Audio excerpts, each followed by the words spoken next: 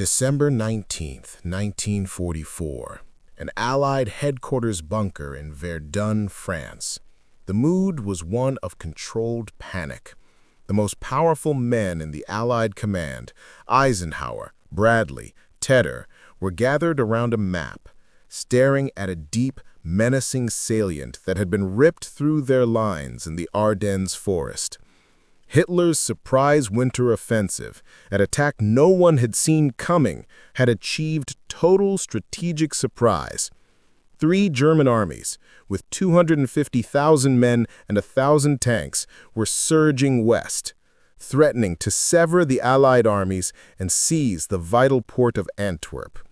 It was a moment of supreme crisis, the greatest gamble of the war on the Western Front. As the generals debated their desperate options, Eisenhower turned to the one man in the room known for his profane, aggressive, and almost reckless audacity, Lieutenant General George S. Patton Jr. He asked him a simple question: how long would it take you to turn your Third Army north and counterattack the German flank? Patton's response stunned the room into silence. While the other commanders thought in terms of weeks, Patton, a man who had been secretly preparing for this exact scenario for days, gave an answer that seemed impossible, almost insane. He could attack, he said, in 48 hours. The other Allied commanders thought he was either lying or had lost his mind. The Germans were laughing too. They believed their offensive was unstoppable. But they didn't know about George Patton. This is the account of how one American general, in the coldest winter in recent memory, executed one of the most brilliant and audacious maneuvers in military history, turned the snow of the Ardennes crimson with enemy blood, and transformed Hitler's final desperate gamble into America's most significant battlefield victory of the war. Lieutenant General George Smith Patton Jr. was 59 years old when fate called him to the Ardennes. Born into a military lineage in 1885, he was a man who seemed to have been born out of time, a warrior poet who believed in reincarnation and who had dedicated his entire life to preparing for this one moment. By December 1944, he commanded the Third Army, a colossal force of over 250,000 men and hundreds of tanks, and had already cemented his fame as the most aggressive, most feared, and most controversial tank commander in the Allied forces. But on December 16, 1944, while Patton's Third Army was engaged in its own grinding offensive in the Saar region, Hitler launched Operation Walked on the Rhine. In the pre-dawn darkness, 29 German divisions slammed into the lightly defended American lines in the Ardennes forest. The German strategy was daring in its scope. Drive 60 miles through Belgium and Luxembourg, seize the crucial port of Antwerp, and split the British and American forces, hoping to force a negotiated peace. What made the German assault so astonishing was not just its scale, but its timing. Allied intelligence, overconfident and complacent, had completely failed to spot the enormous concentration of German forces. The Wehrmacht had moved 250,000 men and 1,000 tanks into position, relying only on nighttime movements and strict radio silence. When the attack commenced, it achieved total tactical surprise. Within hours, German armored units were speeding westward, overwhelming American positions and triggering chaos in Allied command centers. The critical moment arrived at that urgent conference in Verdun. The situation was dire. To grasp what transpired next, you must understand the individual who would determine the battle's result. George Patton had been training for this instant his entire military career. As a young officer, he had studied the great military leaders of history, Napoleon, Alexander, Caesar, and believed he was their heir, destined to command a great army in a desperate conflict. His early experiences in World War I, where he led the first American tank formations into combat, had taught him the crucial strength of armored warfare and rapid, violent offensive maneuvers. Yet Patton's road to the Ardennes was challenging. His spectacular leadership in North Africa and Sicily had been marred by the infamous slapping incident, where he had physically assaulted two soldiers suffering from combat stress. The incident nearly ended his career and saw him sidelined from the initial D-Day landings. However, his reputation for energetic leadership and unmatched strategic insight made him essential. The Germans feared him more than any other Allied general, so much so that he had been made the centerpiece of Operation Fortitude, the complex deception effort that convinced the Wehrmacht he was planning to invade at Pas-de-Calais instead of Normandy.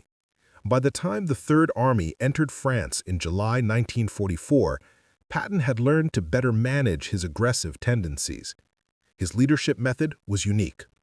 While other generals directed their armies from secure command posts, Patton spent his days visiting frontline units, frequently riding in an open jeep through enemy fire. He knew that soldiers needed to witness their commander sharing their peril. The Third Army's swift, brutal thrust across France had already showcased his brilliance. After breaking out of Normandy, his troops had advanced 600 miles in just 4 months, freeing thousands of square miles of land. But the fall of 1944 brought frustration. Supply shortages and fierce German resistance in places like Metz had slowed his advance to a crawl. Many began to question if Patton was only a successful pursuit commander, less capable against determined opposition. The Battle of the Bulge would prove that analysis catastrophically wrong. What Patton exhibited in the winter of 1944 challenged conventional military wisdom. When Eisenhower asked him how long it would take to turn his army north, Patton's stunning reply of 48 hours was no idle boast. Unknown to the other commanders, Patton had already considered this exact scenario. His intelligence staff had noticed unusual German activity, and driven by his own intuition, they had them draft 3 separate contingency plans for a 90-degree northward turn. This was Patton's genius. He didn't just react to events, he anticipated them. While others were shocked by the German offensive, Patton saw it as a prime opportunity. The sheer scope of his proposal defied traditional military theory. He was offering to pull 6 full divisions out of active combat, turn them 90 degrees, and march them over 100 miles through some of the worst winter weather in decades, all while keeping their combat readiness intact. Most military experts would have labeled this unfeasible, but Patton understood something that manuals couldn't teach: the power of audacious action to turn desperate situations into decisive victories. His principle was simple: attack. Always attack. He believed the enemy was always weaker than they appeared, and that rapid, aggressive action could overcome nearly any disadvantage. Patton had instantly identified the fundamental flaw in Hitler's plan. The German strategy demanded precise timing and flawless execution. The German forces had limited fuel reserves, barely enough for 6 days of operations, and relied completely on seizing Allied fuel depots to continue their advance. Any delay would guarantee the offensive's failure. Patton's solution was not to try to stop the German offensive where it was strongest, at its armored tip, but to attack where it was most exposed, at the southern base of the Bulge. His 3-division assault would not only relieve the surrounded American garrison at Bastogne, but would also threaten to trap the entire German spearhead. On December 19th, Patton departed the Verdun Conference and immediately set his plan in motion. He contacted his headquarters and spoke just 2 words: play ball. This code phrase activated the prearranged operational directives. Within hours, over 133,000 Third Army vehicles were beginning one of the most complicated military troop movements in history. The 4th Armored Division, the 80th Infantry Division, and the 26th Infantry Division started their march north, followed by massive support convoys. The conditions they faced were beyond brutal. This was the coldest winter in living memory. Temperatures hovered around -7 degrees Celsius, with heavy snow that made visibility almost impossible. American troops, lacking suitable winter attire, suffered terribly. Weapons seized up. Truck engines had to be started every half hour to prevent their oil from freezing. But Patton had prepared for this moment. He knew that winter combat was a battle of morale. He was constantly visible to his troops, traveling in an open jeep, his face often frozen, his presence a constant source of inspiration. The psychological effect was colossal. The news that old blood and guts was enduring their hardship spread through the ranks, and his self-belief became theirs. The German response highlights the genius of his strategy. Even General von Manteuffel, one of the German commanders, was astonished by the speed of the Third Army's pivot. German commanders had not believed any Allied force could perform such a complex maneuver in winter. They continued to underestimate American military effectiveness, a fatal flaw in their strategic thought. German General Blumentritt would later confess, "We regarded General Patton extremely highly, as the most aggressive tank general of the Allies. He came closest to our own concept of the classical military commander." By December 1944, however, the Wehrmacht was a shadow of its former self. Its divisions filled with young boys and old men, short on food, fuel, and winter gear. The battle that ensued around Bastogne showcased the transformation of the American Army. The 101st Airborne Division's heroic defense of the town became famous. When German commanders demanded Bastogne's surrender, Brigadier General Anthony McAuliffe's one-word reply, "Nuts," became an enduring symbol of American resolve. But it was Patton's relief operation that transformed a defensive hold into an offensive triumph. Patton had even instructed his chaplain to write a prayer for clear weather that could permit air support.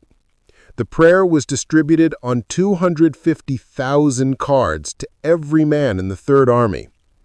On December 22nd, in the midst of a massive storm, his three-division army attacked, crashing into the German flank with a ferocity that shocked the enemy. The 4th Armored Division, spearheading the advance, faced some of the finest remaining units in the German army, Tigers and Panthers. On December 23rd, the clouds lifted. The prayer, it seemed, had been answered. Allied fighter-bombers descended on the German positions like avenging angels. The breakthrough occurred on December 26th. Elements of the 4th Armored Division broke through and linked up with the 101st Airborne in Bastogne, shattering the German encirclement. But Patton was not satisfied. He told his superior, General Bradley, "This time the Kraut stuck his head in the meat grinder, and I've got hold of the handle." The systematic routing of the German forces in the Ardennes took 6 more weeks of savage winter combat. American and German soldiers fought in conditions that defied description. In foxholes dug out of frozen earth, sharing body warmth to avoid freezing to death. The snow, initially untouched white, progressively turned red with the blood of thousands. By January 16, 1945, when American forces from the north and south finally met at Houffalize, the Bulge was eliminated. The German offensive had utterly failed. German casualties exceeded 100,000 men. Over 700 tanks and 1,600 aircraft were destroyed. Crucially, Germany had exhausted the last of its strategic reserves in a gamble that had gained them nothing. Patton's part in this triumph cannot be overstated. His ability to reposition 6 full divisions in 72 hours was one of the most extraordinary logistical feats in military history. The Battle of the Bulge demonstrated that George Patton was more than just an aggressive commander. He was a strategic genius who understood that audacious, prepared action could transform dire circumstances into decisive victories. The Germans who had scoffed at American military proficiency in December were no longer laughing. They had learned, at a terrible price, that American soldiers, led by commanders like Patton, could fight and win under the most extreme conditions imaginable. Winston Churchill called it undoubtedly the greatest American battle of the war. But for George Patton, it was something more. It was the vindication of a lifetime dedicated to the art of war. The moment he proved that leadership, aggressive action, and absolute confidence in one's soldiers could overcome any obstacle.